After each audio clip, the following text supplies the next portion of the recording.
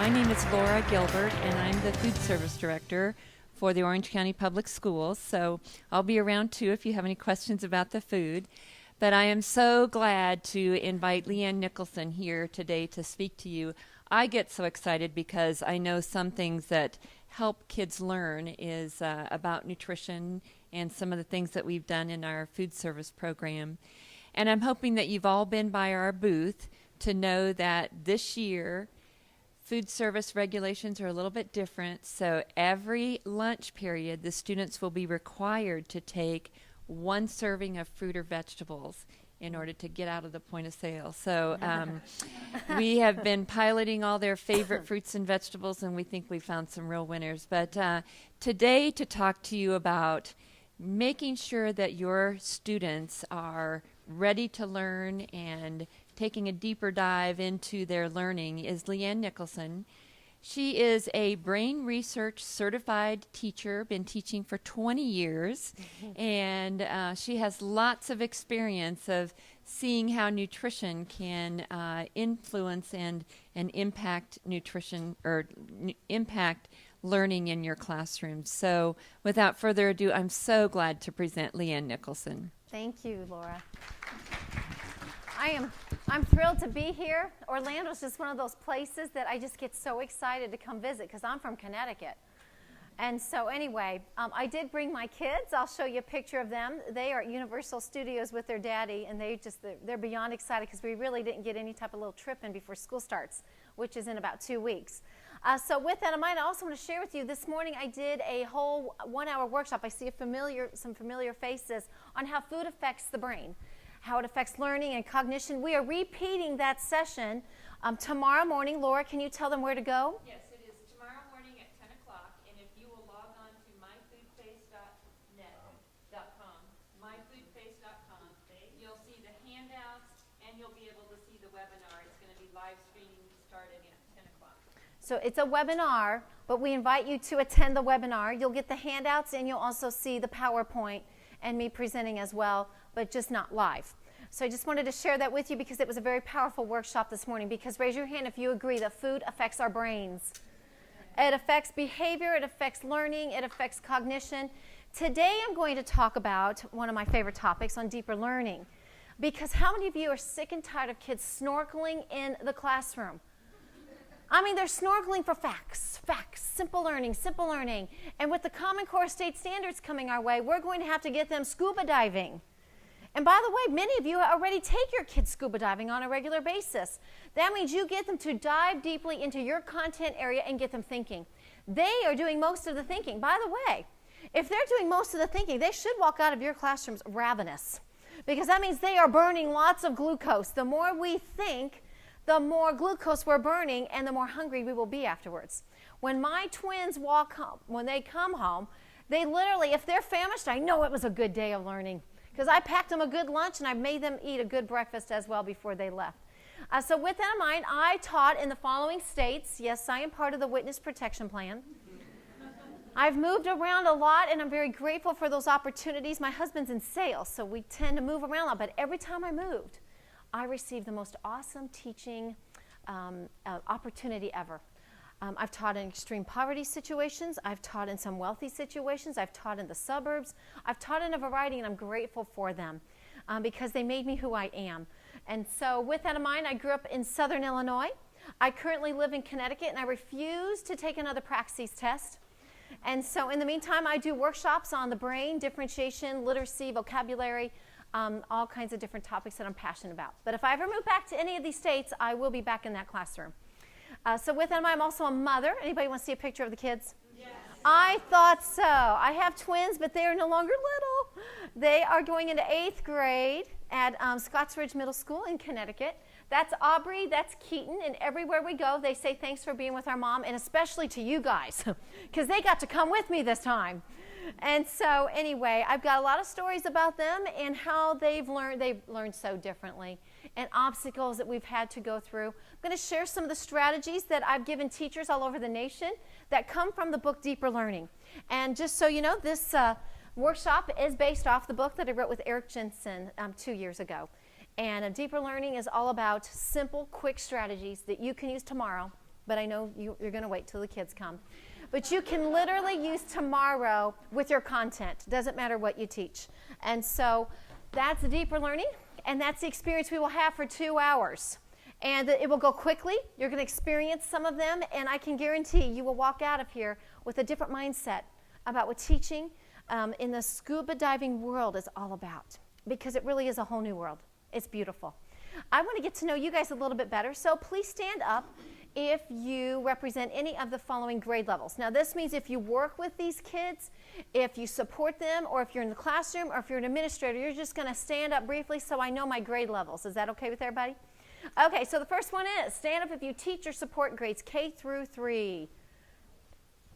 Everybody say good afternoon to them. Good afternoon. Okay, welcome. Thank you. You may be seated. Please stand up if you teach or support grades 4 through 8. Wow, everybody look at them and say, good afternoon. Okay, thank you for being here. If you teach or support grades 9 through 12. Okay, everybody say good afternoon. Excellent, thank you for being here. If you are an administrator. Oh, good. Everybody say good afternoon. Thank you for being here. We appreciate that. If you're a counselor, special education teacher, curriculum coordinator, anybody working with the food industry here, please stand up. Special ed, we got gifted, talented ed. What did I forget? Which category? I said special ed, gifted ed. ESC? Yeah, because you support different grade levels too, but I was getting more specific here. Everybody say good afternoon to them. Okay, thank you so much. With that in mind, I start every workshop off with this. So, right hand up in the air. And everybody turn the dial to WIIFM. Go ahead. WIIFM. Now you put your hand down. I start every classroom like this because immediately, guess what their brains want to know? What is expected of me today? What will I learn today, Mrs. Nicholson? In fact, I'm going to share the 4 most important questions that you're going to have to answer at the beginning of your class period. So here we go. You might want to write these down. These are 4 big questions that start deeper learning, just gets it started. The first one is, Mrs. Nicholson, what are we learning today? What will I be able to do by the end of the lesson? We all know that a good lesson starts with a powerful outcome. Teachers, you got to show it to them, you got to rehearse it, and you got to bring it back during that lesson. And then, by the way, before they leave your classroom or before you end your subject area, if you're elementary, you got to make sure they got there, right? We've got to make sure they were able to get to your target or your outcome.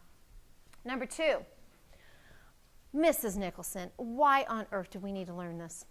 I mean, is this really that important? Why?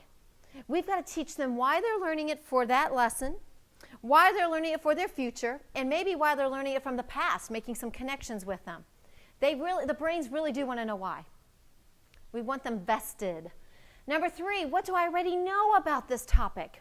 Well, somebody said, Leanne, you really focus on learning a lot, but what's your definition of learning? Here's my definition of learning. Learning is when new information enters into that brain and makes a connection with existing information. That's how we get this to stick. It has to connect with something else that it's related to, similar with, whatever it might be. So teachers, we got to start every lesson with number 3. We got to activate their prior knowledge so that neural networks are firing and wiring, so that when new information enters that brain, here's what it does. What's this like? What's this like? It's a little ADD. What's this like? What's this like? Hey, this might be similar to this, and they snuggle. They don't connect right away. And then with time and rehearsal, eventually we hope what happens, everybody? A connection. That's learning. So teachers, you have to start every lesson with activating prior knowledge. It's one of the 7 powerful strategies. But can I tell you a little secret? I remember when I was getting my brain research training, I was just one of those challenging people every now and then. And I went up to Eric Jensen and I go, Eric, I teach kids that don't have anything to activate sometimes. I said, so then what do? He said, then you're not priming their brain. I'm thinking, what's priming? He taught me very quickly what priming is. When you have students that have very low background knowledge, you're going to have to take the time to prime their brains. And it means a week or 2 before you teach the big chunk or the big unit, you give them little facts. Show them little visuals. Maybe show a quick video clip or something. Cut something out of the newspaper. Put your bulletin board up a week early. Yep, middle school and high school too. I believe in bulletin boards at the high school level because we are visual learners. We see things and get it. And by the way, I don't put cute things up. I put vocabulary words galore all over my room because these kids need those words. So if you prime their brains, I'll give you some examples of what priming looks like, then they all will have something to activate on the day where you activate it so that new information connects. That's the third most important question. And I got to tell you, the fourth question is the most important one of all. It's absolutely the most important one of all. And it is, will I be respected by my teacher and by my peers? That means they are walking in that room knowing that you respect them, knowing that you like them, knowing that you will call on them and respect what they have to say. It's also making sure their needs are met, their food needs, their hydration needs. I mean, we are in charge of that. If we want to maximize their learning, we're going to have to make sure their brains are well fed. And or I keep saying Orlando, but Orange County, you guys do a fabulous job of preparing foods and giving them the things that they need. Those breakfasts in those schools are wonderful, so keep that up. So what's in it for you? In these 2 hours, believe it or not, you will be able to do all this. Here's my standard, which, by the way, you already are receiving standards, Common Core state standards. Raise your hand if you've heard that word. Okay. By the way, it's wonderful. And it's not as hard as everyone's making it sound. We're just bumping up the thinking, and we're changing some of the books that they're reading. We don't need to look at it as something overwhelming. A lot of teachers are already doing it, just giving them some specific standards now. The standard of this workshop is to dive deeply into the current content area and process that content in a way that will enable meaningful, memorable learning. Raise your hand if you want your kids to remember what you teach. You're going to get very powerful strategies in these 2 hours as to how to help them remember what you teach. And then these are my specific outcomes, very, very specific. This is what you would see posted in my classroom as the objective or as the outcome or the target, whatever you might call it. Number one, what is deeper learning, and can all of our students achieve it daily? Yes, they can achieve it daily, but you have to facilitate it. Number two, why and how do we facilitate a deeper learning environment? Why do it? Why take the time? And does it take a lot of time? Not really. Number three, what are the best strategies that we can use with any content in order to achieve a deeper learning lesson? Well, I got to tell you, that's a big book, but I'm giving you my most powerful ones today. I firmly believe I'm giving you the most powerful ones. And then number four, how do we differentiate? How can we change and tweak certain strategies so that all the needs are met in that classroom? So that the powerful processing strategies to meet all those needs in a daily lesson plan. When you walk out of here, I'll show you how all the pieces come together in a daily lesson plan. And I'll give you the template, and you guys can decide how you use that. So with that in mind, we are now getting ready to put on our scuba gear because you will experience deeper learning as well. So please look at each other and say, uh-oh. There will be some audience participation. Don't you worry.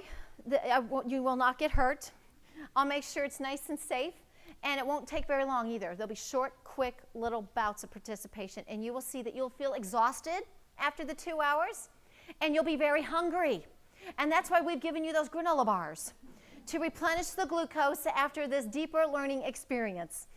So with that in mind, it is my turn to activate your prior knowledge. It is my turn to give you some type of activity for you to do this to your brain. I can't do that for you. I just have to supply the strategy or the activity. It's my favorite way to activate prior knowledge. And if I don't do it once a week, my students will tell me, Mrs. Nicholson, get the super sleuth out. Please turn to page 4 in your packet. This gets kids out of their seats because we need more oxygen to that brain.